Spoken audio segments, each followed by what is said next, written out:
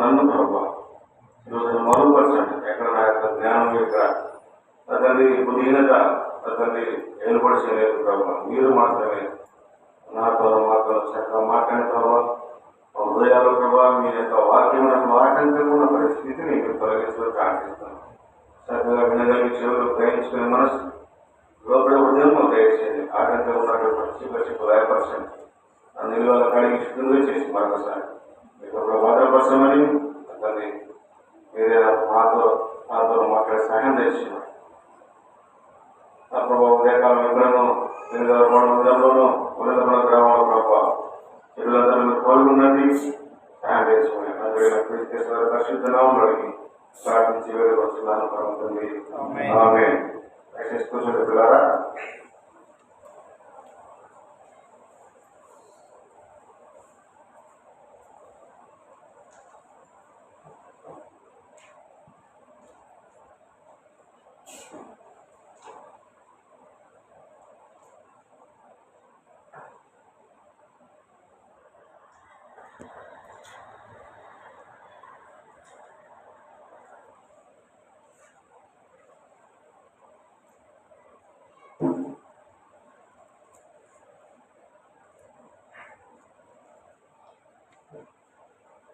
సరే పిల్లరా, మరి చదవటువంటి దేవుని వాక్యాన్ని మనం ధ్యానించుకున్నాం. 70వ కీర్తన 1వ వచనం నుండి చివరి వచనం వరకు మనం చదువుతున్నాం పిల్లరా. ఇది దావీదు గారు రాసినటువంటి కీర్తన. మన పరిశుద్ధ గ్రంథంలో గమనించినట్టే పిల్లరా, ఎంతో మంది దేవుని సేవకులు వారు, దేవుని భక్తులు వారు అన్యులుగా ఉంటూ దేవుని చేత ఏర్పరచబడి వారు దేవుని కొరకు ఎంతో గొప్ప కార్యములు చేసినటువంటి వాడు వారు మనం చూస్తున్నాం కదా. అయితే దావీదు గారి యొక్క జీవితాన్ని మనం గమనించినట్లయితే ఈయన మనకందరూ తెలుసు ఈయన యొక్క చరిత్ర, ఈయన ఎలాగా ఏ స్థితిలో ఉన్నాడో, ఎలాగ జీవించాడో, మరి ఎలా దేవుడు అతన్ని ఆయనను హెచ్చించాడో మనకందరూ తెలుసుకున్నారు. దావీదు గొర్రెల కాపరిగా ఉంటూ అరణ్యంలో తిరుగుతూ ఆ గొర్రెలు కాల్చుకునేటువంటి వాడు. మరి ఎంతో దీనస్థితిలో ఉన్నటువంటి వ్యక్తి అన్నమాట. అయితే ఆయన దేవుని యందు భయభక్తులు కలిగి పాటల చేత దేవుడిని శుద్ధిస్తూ అరణ్యమందు భయపరుస్తూ దేవుడి దృష్టిలో నమ్మకస్తుడిగా మంచి భక్తిపరుడుగా ఉన్నాడని మనం ఎరుగుదాం. అయితే పిల్లగా దేవుడు ఆయనను తన దాసుని ద్వారా అభిషేకింపజేసి ఆ యొక్క ఇజ్రాయేల్ ప్రజల మీద రాజుగా చేయాలని చెప్పేసి దేవుని యొక్క ప్రణాళిక ఉన్నది. ఆ రీతిగా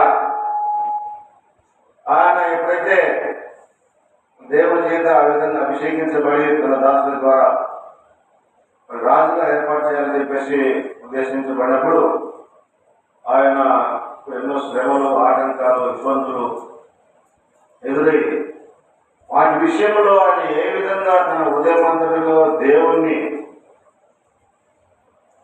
దగ్గరగా హత్తుకొని ఏ విధంగా రిలీఫ్ అయ్యాడో, ఏ విధంగా ఆదరించబడ్డాడో మనం ఈ కీర్తనల ద్వారా మనం చూస్తున్నాం కదా.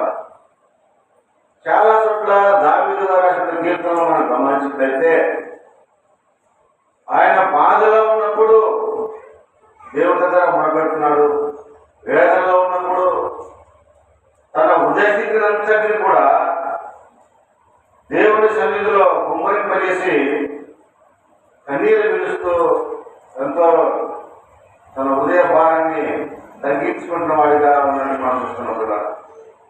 అలాగే ఆయనకు సంతోషం వచ్చినా, ఆనందం వచ్చినా ప్రభు యందు ఎంతో సంతోషిస్తూ ఆనందిస్తూ ఉన్నట్టు మనం చూస్తున్నాం. నిజమే పిల్లగా దేవుని యొక్క వాక్యంలో మనం చూస్తున్నాం. తర్వాత మన అందరి నిజ జీవితాలు మనం చూస్తున్నాం. జీవితం అంటే పూర్తిగా సుఖం ఉండదు, పూర్తిగా దుఃఖంతో నిండి ఉండదు పిల్లగా. ఈ సుఖ దుఃఖముల యొక్క మనుషుని యొక్క జీవితం. అయితే ఆ దుఃఖంలో మనం ఏ విధంగా బిహేవ్ చేస్తున్నాం, ఒక ఆనందం వచ్చినప్పుడు, సంతోషం వచ్చినప్పుడు మనం ఎలా ఉంటున్నాం, తర్వాత ఒక బాధ వచ్చినప్పుడు, ఒక సమస్య వచ్చినప్పుడు ఏ విధంగా మనం దానికి రియాక్ట్ అవుతున్నాం అనే విషయాల పట్ల మనము గమనించవలసిన వారు. ఎందుకంటే దేవుని బిడ్డలుగా క్రీస్తు యేసుని వెంబడిస్తున్న ప్రజలుగా మనకు ముఖ్యంగా యేసుక్రీస్తు వారే మాదిరికరంగా మనం అనుకుంటున్నారు. అలాగే చాలా మంది భక్తులు వారి జీవిత చరిత్ర మనం చూస్తున్నాం కదా, పరిశుద్ధ గ్రంథంలో కూడా ఆ పరిస్థితులు ఎదిరినప్పుడు మనము ఆ విధంగా నడుచుకోవాల్సిన వారు అనుకుంటున్నారు. ఈ సమయంలో ఇక్కడ రాయబడినటువంటి వాక్యం మనం చూస్తే 5వ వచనం మనం చూద్దాం. దయచేసి చదవండి. 70వ వాక్యం 5వ వచనం మనం చదువుకుందాం. నేను శ్రమల పాలై దీనుడనైతిని, దేవా నన్ను రక్షించుటకు త్వరపడి రమ్ము. నాకు సహాయము నీవే, నా రక్షణకర్తవు నీవే. యెహోవా ఆలస్యం చేయకుమి. దావీదు గారు శ్రమల్లో ఉన్నప్పుడు, ఇబ్బందుల్లో ఉన్నప్పుడు ఆయన రాస్తున్నటువంటి కీర్తనలుగా సాధారణంగా మనుషుల యొక్క జీవితం మనం గమనించినట్లయితే మనుషులు ఎలా ఉంటారంటే పిల్లరా, సంతోషం వచ్చినప్పుడు ఒక రకమైనటువంటి ప్రవర్తన ఉంటుంది, దుఃఖం వచ్చినప్పుడు ఒక రకమైన ప్రవర్తన ఉంటుంది, ఏదైనా నష్టం వచ్చినప్పుడు ఒక రకమైనటువంటి ప్రవర్తన ఉంటుంది, ఏదైనా వ్యాపారంలో వేద విషయంలో ఒక లాభం వచ్చినప్పుడు మనిషి యొక్క ప్రవర్తన ఒక రకంగా ఉంది. పిల్లరా, మనం గమనించినట్లయితే ఎక్కువ మనకు మనుషులు జీవిస్తున్నప్పుడు ఆహారము కావాల్సినటువంటి ప్రాథమిక అవసరాలటువంటి ఇల్లు కానీ, మంచి దుస్తులు కానీ, ఆహారం కానీ జీవిస్తున్నప్పుడు అలా సాఫీగా జీవితం సాగిపోతున్నప్పుడు మనం ఎవరు కదా సాధారణంగా లోతుగా దేవుని ప్రార్థించే వారు ఉండాలని మనం అనుకుంటున్నాం కదా. నాకేమి లేదు, నాకు ఉద్యోగం ఉంది కదా, నాకు జీవించడానికి ఏమి ఇబ్బంది ఉంది అని చెప్పేసి అలాగే సాఫీగా ఉదయం టిఫన్, మధ్యాహ్నం భోజనం, రాత్రి భోజనం, మంచి బట్టలు, మంచి ఆహారం, పిల్లలు స్కూల్ ఫీజులు, సమస్యలు నాకు అన్ని అనుకూలంగా ఉంటున్నాయి, నేను హ్యాపీగా జీవిస్తున్నాను, నాకు మంచి పని దొరికింది అని చెప్పేసి అలాగే సాఫీగా జీవితం కొనసాగుతున్నప్పుడు మనం నిజంగా మనం ఎంత మటుకు దేవుని దగ్గర ప్రాధాన్యపడుతున్నాం కదా. దేవుడి దగ్గర మనం నిజంగా ప్రాధాన్యపడుతున్నామా? ప్రభువా, నాకు సమస్తం నీవిచ్చినదే, నేను ఏ పాటి వాడిని ప్రభువా, నా గత జీవితం నేను ఆలోచించుకుంటే నేను ఏ పాటి వాడిని, నేను ఎట్టి వాడిని ప్రభువా, ఈ దినంలో నీవు నాకు చక్కటి మంచి జీవితం ఇచ్చావు ప్రభువా అని చెప్పేసి దినదినము మనం దేవునికి కృతజ్ఞత తెలిపేవారు ఉంటున్నామా? లేదు పిల్లరా, సమయం లేని వారిగా మనం ఉంటున్నాం. ప్రార్థన చేయటకు మనకు అన్ని సమకూర్చబడినప్పుడు మనం అవిధేయత గలవారిగా ఉంటున్నాం. దేవునికి సమయము కేటాయించలేని వారిగా మనం ఉంటున్నాం పిల్లరా. అదే సాఫీగా జరుగుతున్నటువంటి మీ జీవితంలో, మన జీవితాల్లో అనుకోని సంఘటనలు జరిగినప్పుడు, ఎవరైనా అనారోగ్యం పాలైనప్పుడు, లేకపోతే అనుకోని యాక్సిడెంట్స్ జరిగినప్పుడు, మనకు కానీ మన కుటుంబాల్లో కానీ ఉదయం తన భారం కలిగి ఏం చేస్తాం పిల్లలు? మనం నీకు శ్రమలు ఎదురైనప్పుడు, ఇబ్బందులు ఎదురైనప్పుడు, నీ వ్యాపారాల్లో, నీ పరిస్థితుల్లో నష్టం వచ్చినప్పుడు దేవుడి దగ్గర వచ్చి గంగోలు పెట్టేవారిగాను, ఏడ్చేవారిగాను ఉంటాం పిల్లలు. జీవితము సాఫీగా జరిగిపోతున్నప్పుడు మనము దేవుడిని మనం మహిమపరచలేదు, ఆయన కృతజ్ఞతలు చెల్లించలేదు. చాలా మంది జీవితాలు మనం చూస్తున్నాం. చిన్నతనంగా మన దేవుడు తల్లిదండ్రులు జన్మింపజేసి పెరుగుతున్నంత వరకు మనకి ఏమి బాధ్యత కానీ ఇబ్బంది అనిపించదు కదా. ఎందుకనగా మన తల్లిదండ్రులు మనం పోషిస్తూ మన పెద్దవాళ్ళు చేస్తున్నప్పుడు ఆ బాధ్యత పౌరు మన మీద లేనప్పుడు మనం సరదాగా సాగి మన జీవితం కొనసాగుతుంది. ఎప్పుడైతే ఆ స్టడీస్ కొనసాగుతూ ఉద్యోగం రాలేదో అప్పుడు శ్రమ మొదలవుతుంది. ఎప్పుడైతే వయసు పెరుగుతుపోతుంది, వివాహం కాలేదో అప్పుడు జీవితంలో శ్రమ అనేది కనబడుతుంది కదా. ఎప్పుడైతే వివాహం అయిన తర్వాత సంతానం కలగలేదో అప్పుడు శ్రమ పడతాం, బాధపడతాం, ఇబ్బంది పడుతుంటాం. ఇలాగా మనిషి యొక్క జీవితంలో మన శ్రమ పాలైనప్పుడు మాత్రమే, మనకు ఇబ్బంది కలిగినప్పుడు మాత్రమే, మనకు బాధ కలిగినప్పుడు మాత్రమే ప్రభువుని ఆడుకునే వారిగా ఉంటున్నాము. ఇలా ఇది సత్యము, యథార్థం. చూడు, దేవుని వాక్యములో నేను శ్రమల పాలై దీనుడనైతిని, హ్యాపీగా కొనసాగుతున్న మన జీవితంలో మనం ఎవరిని కేర్ చేయకుండా వెళ్తూ ఉంటాం. ఏం అవసరం ఉందిలే, ఎవరికి మర్యాద ఇవ్వాలి, నేను ఎవరిని పట్టించుకోవాలి, ఎవరి దగ్గర నేను దీనుడు ఉండాలి, నాకేం అవసరం ఉంది, వాళ్ళు ఎందుకు నేను పలకరించాలి, వీళ్ళు ఎందుకు నేను పలకరించాలి, వాళ్ళ దగ్గర నేను ఎందుకు వెళ్ళాలి అనేటువంటి స్వభావంతో మనం ఉంటాం పిల్లరా. ఒక్కొక్కసారి మనుషుల్ని మనం చాలా హీనంగా లెక్కేసుకుంటాం. మనం ఆ వ్యక్తులతో మాట్లాడంటే కూడా మనం ఇష్టపడిన పరిస్థితి ఉంటుంది పిల్లరా. మనకున్నటువంటి గర్వం, మనకున్నటువంటి మన జీవితంలో మనం పొందుకున్నటువంటి ఏదైనా కావచ్చు, గర్భ స్థితి మనల్ని ఆ విధంగా నడిపిస్తుందా. ఎప్పుడైతే నీకు శ్రమలు మొదలైనాయో, ఎప్పుడైతే మనకు ఇబ్బంది మొదలైందో, ఎప్పుడైతే మనకు నష్టం మొదలైందో, నీవు ఏ వ్యక్తినైతే నువ్వు ఈసరించుకున్నావో, ఏ వ్యక్తినైతే నువ్వు దూరం పెట్టాలనుకున్నావో అదే వ్యక్తి ద్వారా నీకు ప్రయోజనం చేకూర్చబడవలసి వచ్చినప్పుడు ఏంటి నీ పరిస్థితి? కాబట్టి మనం అనుకున్న పిల్లగా ఏ మనుషులు కానీ ఏ వ్యక్తిని కానీ మనకున్న స్థితిని బట్టి మనం గర్వపరచబడి మనం దూరంగా చేసుకోకూడదు. ఎందుకంటే మనము లోకస్తులుగా క్రీస్తు యేసులో ఎదిగినటువంటి వారం, మనం దేవుని ప్రేమ మనం ఎదిగినటువంటి వారం. యేసుక్రీస్తు ప్రభు వారికి మాదిరి జీవితాన్ని మనం చూసుకుంటే ఆయన ముఖం మీద ఉమ్మి వేశారు, ఆయనకు తలకు ముళ్ళ కింద పెట్టారు, వీపున్న నాగల వలె పిల్లల దున్నబడ్డాయి, పిడిగుద్దులు గుద్దారు, ఆయన అవహేళన చేశారు, చాలా ఇబ్బందులు పెట్టారు. ఆయన చేసిన ప్రభువారు సిలువలో మొదటి మాట ఏంటి పిల్లరా? యేసుక్రీస్తు ప్రభువారు సిలువలో పలికిన మొదటి మాట ఏంటమ్మా చెప్పండి. తండ్రి, వీరు ఏమి చేస్తున్నారో వీరు ఎరుగరు కనుక వీరిని క్షమించమని చెప్పేసినటువంటి మాట. అటువంటి మంచి క్షమాపణ కలిగినటువంటి దేవుడిని మనం ఎరిగి ఉన్నాం. అటువంటి స్వచ్ఛమైనటువంటి ప్రేమ కలిగినటువంటి దేవుడిని మనం వెంబడిస్తున్నాం. కాబట్టి ఎవరికైతే మనం వెంబడిస్తున్నామో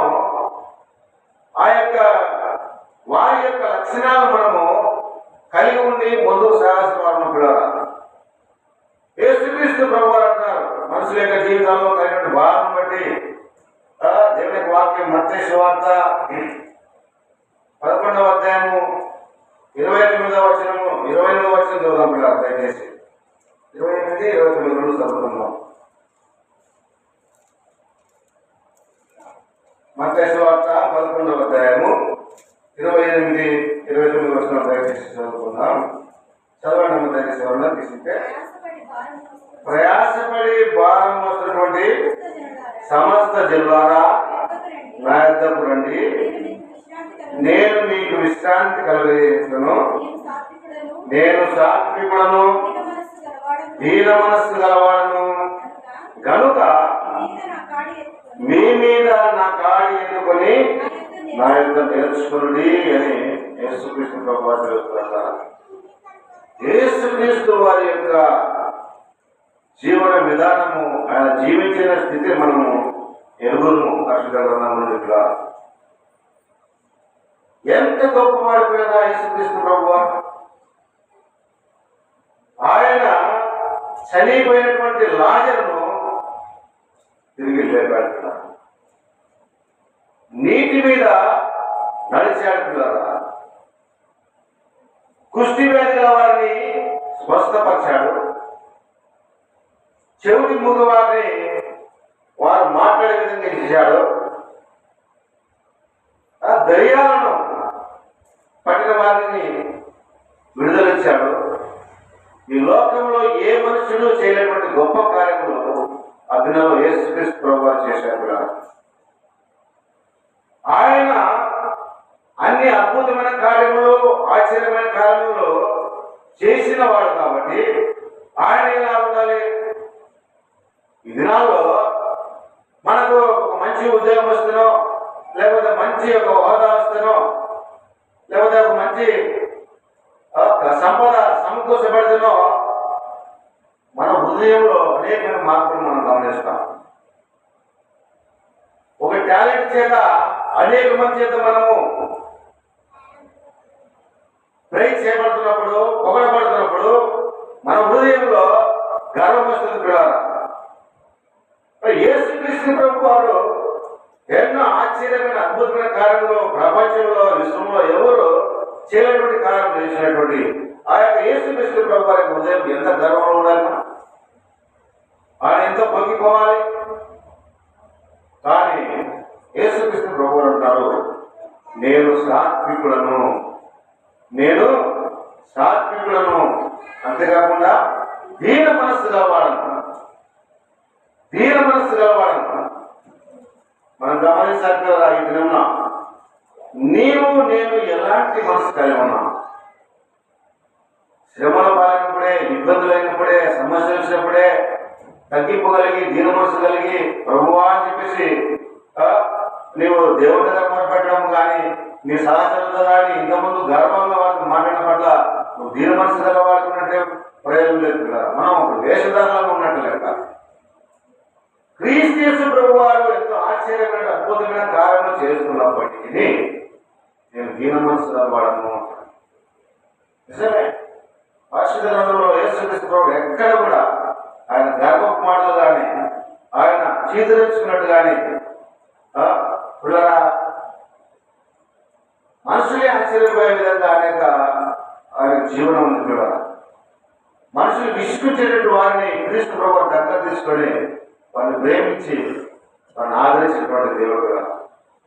అటువంటి గొప్ప దేవుణ్ణి వెంబడిస్తున్నటువంటి నీవు, నేను, మనము ఎలా ఉన్నారు కదా? సమయాన్ని బట్టి, సందర్భాన్ని బట్టి మన హృదయాల్లో మనము కలవరపడే వారిగా ఉండకూడదని చెప్పేసి దేవుడు యొక్క వాక్యం. నేను సాత్వికులను, దీన మనస్సు గలవాడను. దీన మనస్సు అంటే ఏంటి పిల్లలు? ఎవరు చెప్పగలరా పిల్లలు? దీన మనస్సు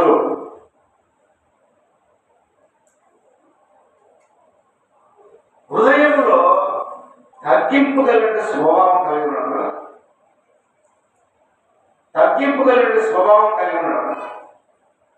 ఏదైనా ఒక పని నీవు చేయగలిగే సామర్థ్యం ఉన్నప్పటికీ ప్రభువా నేను ఏ పాటుపడుతున్నాయా అని చెప్పేసి నువ్వు ప్రభు దగ్గర మాట్లాడతావు చూడు, ప్రభు దగ్గర ప్రార్థన చేస్తావు చూడు పిల్లరా, అది దీనత్వం. నువ్వు జీవిస్తున్న స్థాయి కంటే చిన్నవారు, తక్కువవారు వారి దగ్గరికి వెళ్ళి నువ్వు ప్రేమతో మాట్లాడతావు చూడి, అది పిల్లరా నీలో దీనత్వాన్ని మనం కనిపించేది. నీ మీద దూషించినా, నిన్ను అవమానపరిచినా, నిన్ను అవహేళన చేసినా కానీ వారి పట్ల నువ్వు ప్రేమ కలిగి ప్రార్థన చేస్తావు చూడి, అది హృదయంలో దీనత్వం. కలిగి ఉన్నాము కదా? ఇవి మనం కలిగి ఉన్నామా? మనకు ఎదురైనటువంటి ఈ పరిస్థితుల్లో ఎప్పుడైనా మనం దీన మనసు కలిగి దేవుడిని మహిమపరిచినామా? పరిశుభ్రం ఉంటారు. రండి, మీరు నా దగ్గరికి రండి, నా యొక్క నేర్చుకుని అంటున్నాడు యేసుక్రీస్తు ప్రభువు. నిజమే, ఎంత ప్రార్థన పూర్వకమైనా, ఎంత వాక్యం చెప్పవారైనా, ఎంత పాటలు పాడేవారైనా, ఎంత భక్తులైనా సమాజంలో ఒక్కోసారి ఎదురైనటువంటి పరిస్థితులు బట్టి, వారి యొక్క మనసులో ఉన్నటువంటి మనస్తత్వాన్ని బట్టి కొంతమంది బాధపడతారు, కుంగిపోతారు. కొంతమంది అయితే రివర్స్ అయ్యి పెద్ద సమస్యలు సృష్టించుకునే వారు అంటున్నారు. క్రీస్తు యేసు వారు మనం నేర్పిస్తున్నారు, నీకు ఎంత నీ జీవితంలో అలజడి వచ్చినా, శత్రువులు నీ మీదకి ముక్కుమడిగా వచ్చినా, నువ్వు భయపడక దీని మనసు కలవాడే దేవుడిలో ప్రార్థించడం నేర్చుకోవాలని చెప్పేసి వాళ్ళకి చదివిస్తాను. నీకు నేర్చుకోలేవా? నీకు తెలియదా? నువ్వు నా దగ్గరికి రా, నా దగ్గర కూర్చో, నేను నేర్పిస్తానని చెప్పేసి దేవుడికి వాక్యం చదివిస్తున్నాడు. ప్రతి క్రైస్తవుని యొక్క జీవిత లక్ష్యం ఏంటి పిల్లరా? ఎందుకు మనం క్రైస్తవులుగా క్రీస్తుని వెంబడించాలి? ఏది మన ఉద్దేశం ఏంటి? క్రీస్తుని వెంబడించవలసిన ఉద్దేశం ఏంటి? చెప్పండి దయచేసి ఎవరన్నా. ఎందుకు మనం యేసుక్రీస్తుని వెంబడించాలి? ఎందుకు మనము లోకంలో మనుషులాగా లోక సంబంధంగా జీవించకుండా ప్రత్యేక పరిస్థితులకు పడిన వారిగా జీవించాలి? ఎందుకు మనం దేవుని వరకు చక్కగా స్థితిగా నడవాలి? ఎందుకు పిల్లరా? ఎందుకు మన హృదయాన్ని మన పాపంలో యేసుక్రీస్తు రక్తంలో కడుక్కొని క్షమాపణ పొంది బాప్తిస్మం తీసుకోవాలి? దేవుని యొక్క వాక్యం సెలవిస్తున్నది, ప్రతి మనుషుడు పాపి ఉన్నాడు, తన పాపముల కొరకు క్రీస్తు యేసు ప్రభువు లోకానికి వచ్చి ఆయన మరణించాడు. ఎవరైతే తమ పాపములు ఒప్పుకొని క్రీస్తు యేసు రక్తంలో తమ పాపములు కడుక్కుంటారో వారు రక్షించబడతారు. తర్వాత వారు మరణించిన తర్వాత ఎక్కడికెళ్తారా? ఏమా? క్రీస్తు నమ్మి బాప్తిస్మం పొంది రక్షించబడిన వారు మరణించిన తర్వాత ఎక్కడికి వెళ్తారు? క్రీస్తు యేసు ప్రభువు చెప్పినట్టుగా ఆయన నిత్య జీవం ఇస్తానని చెప్పాడు. క్రీస్తు యేసు మనకు అనుగ్రహించినటువంటి నిత్య జీవం పొందడం కొరకే నేను మనమంతా కూడా ఆ నిరీక్షణ కొరకే మనము ఎదురు చూస్తున్న వారు ఉన్నప్పుడు మన అంతిమ గురి ఏంటంటే క్రీస్తు యేసులో మనం జీవిస్తూ మరణించిన తర్వాత పరలోక రాజ్యంలో చేరుతారు. దేవుని యొక్క వాక్యం సెలవిస్తున్నది, నీవు నిత్య జీవనం చేరాలంటే, పరలోక రాజ్యంలో చేరాలంటే ఏం కలిగి ఉండాలి పిల్లలు? మనం మత్తయి సువార్త 5వ అధ్యాయము 3వ వచనం చదువుకున్నాం. దయచేసి మత్తయి సువార్త 5వ అధ్యాయము 3వ వచనం దయచేసి చదవడం చేసిన వారంటే, ఆత్మ విషయమై దీనులైన వారు ధన్యులు, పరలోక రాజ్యము వారిది. ఇది ఉన్న మన యొక్క నిరీక్షణ, మన యొక్క హోపు పరలోక రాజ్యమే ఉన్నదైతే, మరణించిన తర్వాత దేవుని రాజ్యంలో చేరుతామని నిరీక్షణ కలవాలంటే మన ఆత్మ ఎలా ఉండాలి పిల్లరా? ఆత్మ విషయంలో మనం ఎలా ఉండాలంటున్న దేవుని వాక్యము, దీనులై ఉండాలని చెప్పేసి వాక్యం చదివిస్తున్నది. దీనులై, ఆత్మ విషయంలో దీనులైనటువంటి వారు ధన్యులు, పరలోక రాజ్యము వారిది. నాకు పరలోక రాజ్యం కావాలని చెప్పేసి నువ్వు లోకం ఎంత ప్రయాసపడుతూ నువ్వు గర్విష్ఠుడివై విరిగి నలిగిన హృదయం లేకుండా నామమాత్రంగా జీవించి పరలోక రాజ్యం ఆశించడం ప్రయోజనం లేదు పిల్లలు. ప్రయోజనం లేదు. దేవునికి వాక్యం సెలవిస్తుంది, నువ్వు ఆత్మ విషయంలో ఎలా ఉన్నావు మనకు తెలుసు. దేవుని యొక్క వాక్యంలో సుంకరి పరిశీల యొక్క సంభాషణ. ఇద్దరు దేవుని ఎరిగినటువంటి వారే, కానీ వారి యొక్క ఆత్మీయమైన స్థితి ఎలా ఉందో మనం చూస్తున్నాం కదా. పరిశీలేమో దేవుడు ఎరుగున్నాడు, ఆ కట్టడలు ఫాలో అవుతున్నాడు, అయితే నేను వాటిని ఫాలో అవుతున్నాను చెప్పి గర్వపడేటువంటి హృదయము ఆత్మలో ఆయన ఉన్నాడు కూడా. కానీ సుంకరి చాలా దీనుడై కన్నీరు పెడుతూ ఆకాశం వైపు కూడా తలెత్తి చూసినకు అర్హతలని చెప్పేసి భావించి రొమ్ములు పట్టుకోవచ్చు ఎంతో దీనుడై ప్రార్థిస్తున్నాడు. ఇద్దరు మందిరానికి వెళ్ళారు. ఒక వ్యక్తి చేసినటువంటి ప్రార్థనలో ఆత్మీయటువంటి స్థితిలో దీనత్వం లేదు, గర్వ స్థితి ఆయన కనపడుతున్నది. ఇంకొక వ్యక్తి సుంకరి ఆత్మలో దీనుడై తను తాను తగ్గించుకొని సాగిలపడి దేవుని ప్రార్థన చేస్తున్నాడు. ఎవరి ప్రార్థన దేవుడు మేడమా? ఎవరి ప్రార్థన దేవుడు సమాధానం చెప్పిలారా? ఎవరైతే తగ్గించుకొని విరిగి నలిగినటువంటి హృదయం కలిగి ప్రార్థించాడో, దేవుని సన్నిధిలో ఉన్నాడో, ఆయన యొక్క ప్రార్థనకే దేవుడు జవాబు ఇచ్చినట్టుగా మనం చూస్తున్నాం కదా. విరిగి నలిగినటువంటి హృదయము, దీనమైనటువంటి హృదయం అంటే విరిగి నలిగినటువంటి హృదయం కదా. విరిగి నలిగిన హృదయం, విరిగి నలిగిన బలియాగముగను నా హృదయమర్పింతును. విరిగి నలిగిన బలియాగముగను నా హృదయమర్పింతును. రక్షణ పాత్రను చేకూరి నిత్యము నిన్ను వెంబడించెదను. రక్షణ పాత్రను చేకూరి నిత్యము నిన్ను వెంబడించెదను. నీవు చేసిన ఉపకారములకు నేనేమి చెల్లింతును. ఏడాది దూడలనా వేలాది పొటేలనా, ఏడాది దూడలనా వేలాది పొటేలనా. ఇలా క్రీస్తు యేసు ప్రభువారు మన కొరకు చనిపోయాడు, మనకు రక్షించాడు. ఆ రక్షణను మనము పొందుకొని ఆయన వెంబడించాలంటే,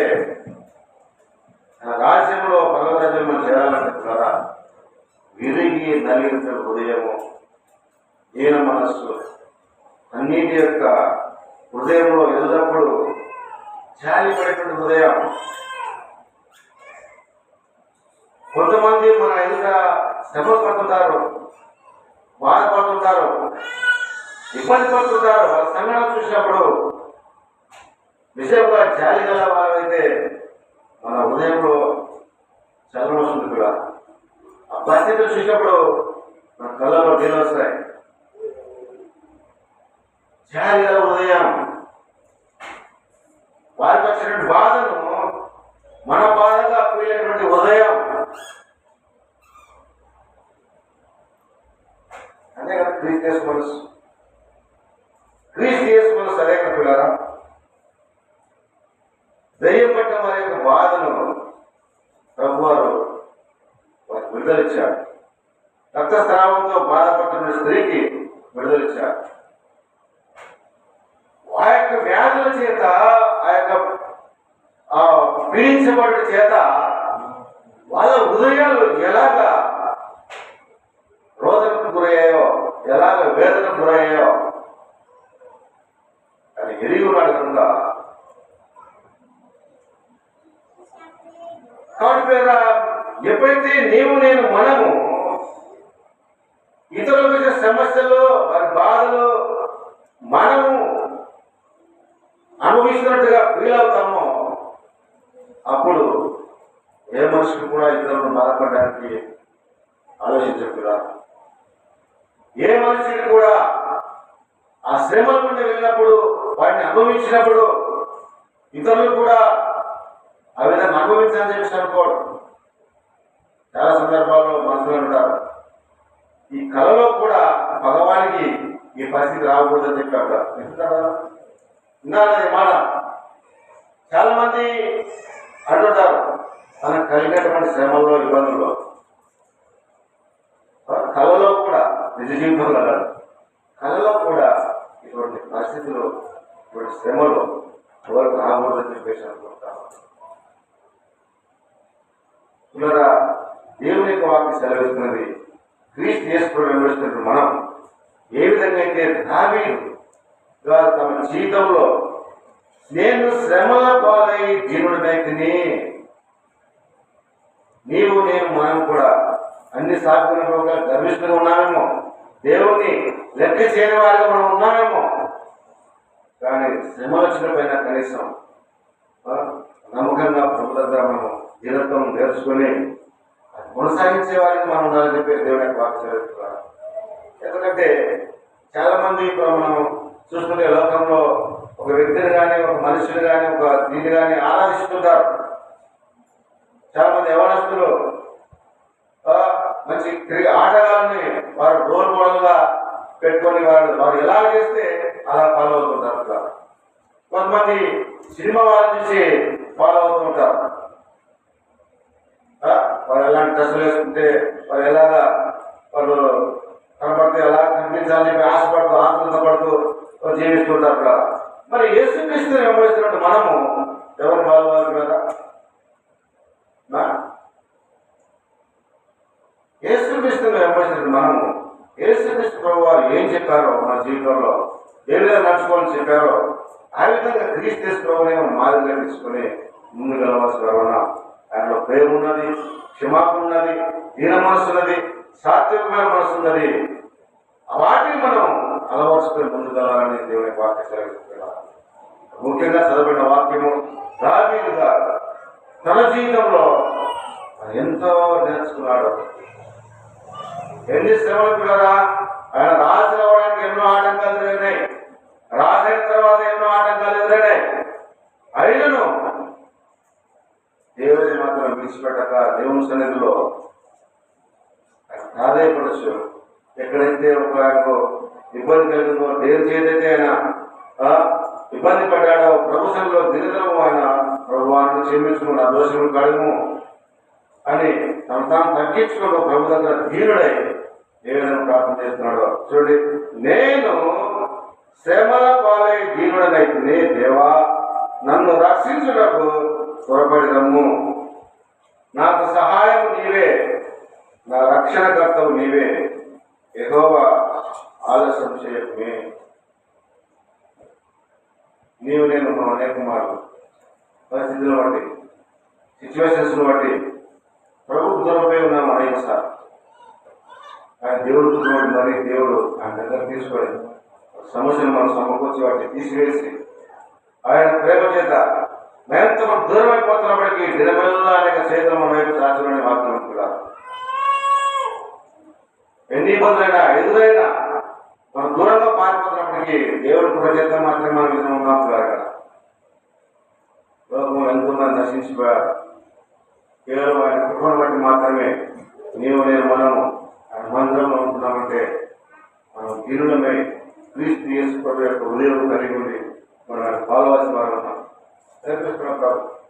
ఉన్నప్పుడు ప్రార్థించాలని ప్రభు నాకు సహాయం చేసి ప్రభు ఈ యొక్క సమస్య నుంచి ఎలా బయటపడాలో నాకు నేర్పించు ప్రభు.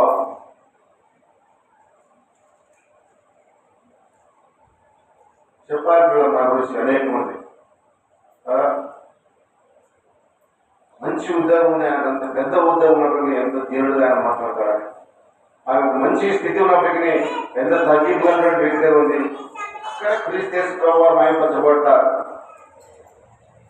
ఆయన ఎంత గొప్ప చదువుకున్నప్పటికీ సామాన్యులే ఎలా మాట్లాడుతున్నాడు. అది మనం నేర్చుకోవాల్సిన క్రీస్తు బట్టి మన చదువును బట్టి మనం గర్వపడకూడదు, మన ఉద్యోగాల బట్టి మనం గర్వపడకూడదు, మన సంపాదన బట్టి గర్వపడకూడదు, మనం ఉన్నటువంటి హోదాను బట్టి సామాజిక స్థితిని బట్టి మనం గర్వపడకూడదు. ఎందుకంటే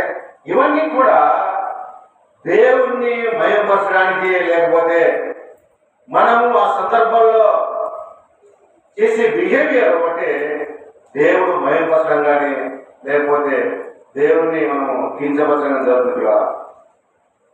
నీవు దీన మనసుగా ప్రవర్తించినట్లయితే చూసినట్టు వాడు దేవుడు మయంపరుస్తాడు. అది ఆ వ్యక్తి దేవుని ఉండటం వల్ల ఎంత దీనంగా మాట్లాడుతున్నాడు, ఎంత ప్రేమగా ఉన్నాడు. అదే వ్యక్తి నీవు గర్విష్ఠుగా మాట్లాడితే పరిస్థితుల్లో చర్చికి వెళ్తాడు కానీ ప్రేమ లేదయా, మందిరానికి వెళ్తాడు కానీ ఇందులో తగ్గింపు లేదయ్యా.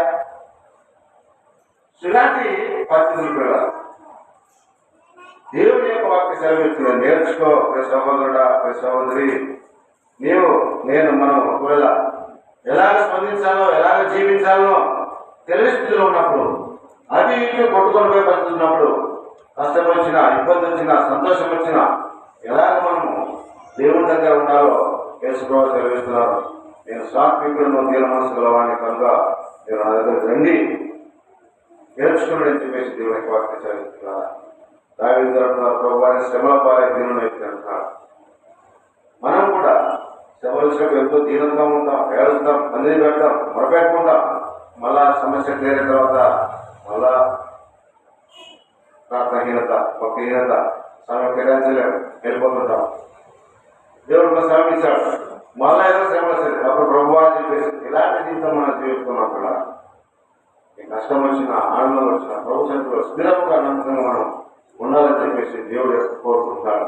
ఉదయకాలం ప్రభుత్వం ప్రార్థిద్దాం. ప్రభువా, నేను పరిస్థితులు బట్టి రంగులు మార్చేవాడిగా కాకుండా, పరిస్థితులు బట్టి నా ఉదయంలో వేషధారణగా కాకుండా, ఏ పరిస్థితికైనా ఏ స్థితికైనా ప్రభువా నేను ఎల్లప్పుడూ మిమ్మల్ని శుద్ధిస్తూ ఎల్లప్పుడూ మిమ్మల్ని నయపరిచే వారికి ఉండడానికి సాయం చేసే ప్రభువా. నా కష్టం వచ్చినప్పుడు, ఇబ్బందులు వచ్చినప్పుడు దీన మనసు కలిగి మీ పాదాలు పడడం నాకు నేర్పించు. ఆనందం వచ్చినప్పుడు, సంతోషం వచ్చినప్పుడు నీ ఎందుకు కీర్తన పాడని వాక్యం ఉన్నది. ఎల్లప్పుడు నాకు ఏదైనప్పటికీ నేను మిమ్మల్ని విడిచిపెట్టక మీ కృపలో మిమ్మల్ని ఆనుకొని జీవించే భాగ్యం నాకు దయచే ప్రభువా అని చెప్పేసి నీ సన్నిధిలో స్థిరంగా ఉండడానికి నాకు నేర్పించే ప్రభువా అని చెప్పేసి ఉన్నాం పిల్లల. జీవితం అంటే సమస్యలు ఉంటాయి, ఆనందం దుఃఖం ఉంటుంది. ఆనందం వచ్చినప్పుడు, దుఃఖం వచ్చినప్పుడు ఏ స్థితిలో ఉన్నానో మిమ్మల్ని మాత్రమే అనుకొని స్థిరంగా మీ సన్నిధిలో నచ్చడానికి నాకు సహాయం చేసే ప్రభువా అని మీ ఉదయకాల ప్రయోజనం పిల్లరా. నీవు సమస్య వచ్చినప్పుడు దూరంగా వెళ్ళిపోవడం ప్రవర్తించడం లేదు. నీ సంతోషం వచ్చినప్పుడు ఎక్కడో వెళ్ళి లోకస్తుల్లో సంతోషపడి ఇష్టం లేదు దేవునికి. నీకు సమస్య వచ్చినా, ఆనందం వచ్చినా ప్రభు ఎందే తెలుసుండాలని చెప్పేసి ఆయన కోరిక కూడా. కాబట్టి డబ్బులు అడుగుతాం. ఒకవేళ నీ జీవితంలో, నా జీవితంలో మనము ఎన్నిసార్లు సమస్యలు బట్టి ప్రభు దూరం పోయాము, ఎన్నిసార్లు నీకు అయినటువంటి నాకు అయినటువంటి ఆనందం బట్టి, సంతోషం బట్టి ప్రభుని విడిచిపెట్టి నాకు అవసరం లేదులే దేవుడు ఎందుకని చెప్పేసి వెళ్ళాము. ఉదయకాల ప్రవసంలో మనం అడుగుతాం, ప్రభావం క్షమించాలని. బట్టి ఏ స్థితికైనా సన్నిధిలో స్థిరంగా ఉంది చూసి మనం వేయించమని అడుగుతాం. ప్రార్థన చేసుకుందాం. పరిశుద్ధుడా, ప్రేమల తండ్రి, కృపగలమా ప్రభువా, మీ వందనాలు ఆయన. తండ్రి, దావీదు గారు అంటున్నారు, ప్రభువా నేను శ్రమల పాలై దినుడైతే నిజమే. మా జీవితాల్లో మాకు అన్ని సజావుగా అభివృద్ధి ఉంటున్నప్పుడు మేము దండిస్తులుగాను, అవిధేత గల వారిగాను, అనేక మంది హృదయాలు గాయపరిచే వారిగాను, దేవుడు అంటే ఎవరని లెక్క చేయలేని స్థితిలో ఉన్నటువంటి స్థితి ప్రభువా మీరు ఎదిగి ఉన్నారు నాయన. ప్రభువా, నశించుకోవాల్సిన నన్ను మమ్మల్ని ప్రేమించి మీరు రక్తం ఇచ్చి మా పాపం కడిగి నేను ఇదిగో మీరు నా కాడి మోగిడి నా దగ్గర నేర్చుకోండి, నేను శాస్త్రంలో తినవలసిన వాడు చెప్పేస్తున్నాను. నిజమే ప్రభువా, మాకు నేర్చుకోవడానికి ఒక రోజు చూపించు, సహాయం చేసి మాకు అన్ని తెలుసని చెప్పేసి జరుగుతూనే ఉన్నాను నాయన. నేను గొప్పగా ప్రార్థన చేయగలను, నేను వాక్యం చెప్పగలను, వాడికి వాడగలను, ఆ పని చేయగలను, ఈ పని చేయగలను చెప్పేసి ఉన్నాను. కానీ మా హృదయాన్ని వెలిగిన దేవుడు ఉన్నారయ్యా. ఆత్మ విషయమే ధనులని వాకు సెలవుతుంది, మరో రాజ్యం వాడని వాకు సెలవుతున్నాయి. మా ఉదయ స్థితి, మా ఆత్మీయ స్థితి మీరు మాత్రమే బహుగా ఎదిగినట్టు వారు ప్రభావ. కాబట్టి తండ్రి క్షమించము, మా ఉదయాలను పరిశీలించి పరిశీలించి దేవుడు మీరు ఉండాలి. దీనత్వం నేర్పించు, తగ్గింపు స్వభావం నేర్పించు, ఇతరుల కంటే ఏ విధంగా ఉన్న దేవుడితో నడుచుకోవడం మాకు నేర్పించుకోవాలి. తండ్రి దీనమైన మనసుల వారి యొక్క మాట నోటి నుంచి మృదువైన మాటలు సరి చెప్పేసి వాక్య సెలవుస్తుంది. గర్విష్ఠ యొక్క నోటి నుంచి నేను బాధపరిచినటువంటి మాటలు బయటకు వస్తాయని వాక్య సెలవుస్తున్నాయి ప్రభావ. ఇంతే ప్రభావ, మేము గర్వం కలిగి ఎంతమంది మా మాటల చేత మా ఆలోచన చేత బాధపరిచామో విరిగి ఉన్నారు, క్షమించాం. మృదువైనటువంటి మాటలు హృదయానికి ప్రభావ ఆనందం ఇస్తాయి, సమాధానం ఇస్తాయి. ప్రభావ సహాయం తెచ్చింది, కృషించమని మా ఉదయం కలిగిన దేవా సన్నిధిలో స్థిరత్వం కలిగి ప్రార్థన ద్వారా సన్నిధిలో కొనసాగడం సహాయం తెచ్చామని వాక్యం నిర్ణయం ఫలింపచేయమని తెచ్చుకోవాలి. అదే పరిశుద్ధ నామంలోకి ప్రార్థించి వేడుకొచ్చున్నాను ప్రభుత్వం.